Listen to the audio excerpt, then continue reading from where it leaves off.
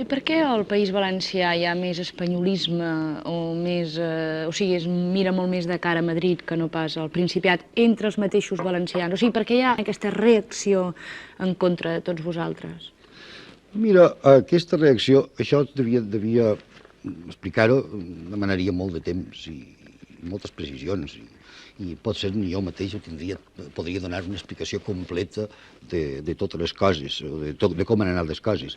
Ara, sí el diré que tot això es justifica històricament. És a dir, la societat valenciana ha estat una societat molt maltractada per la història, per dir-ho d'alguna manera, de tal forma que no ha tingut una evolució que s'acosti mitjanament a l'evolució dels pobles europeus normals i naturalment el Principat també. Ha estat més feudal, ha estat més rural, més agrícola, fins fa 4 dies.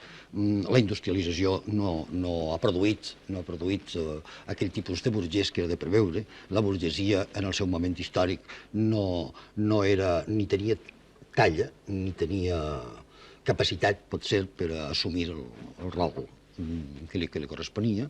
Aquí heu tingut des d'una renaixença literària molt sòlida, passant després per un catalanisme polític burgès i ben entrenat. Heu tingut la Mancomunitat, heu tingut la primera Generalitat, etc. Heu arribat al punt que heu arribat, però tot això allà no ha existit.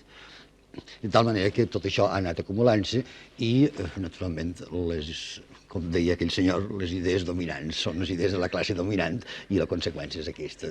La classe dominant valenciana és una classe agenollada, ha estat sempre una classe agenollada davant de Madrid i això ha prosperat, s'ha divulgat. I la gran feina a fer és com pensar, combatre, dissoldre.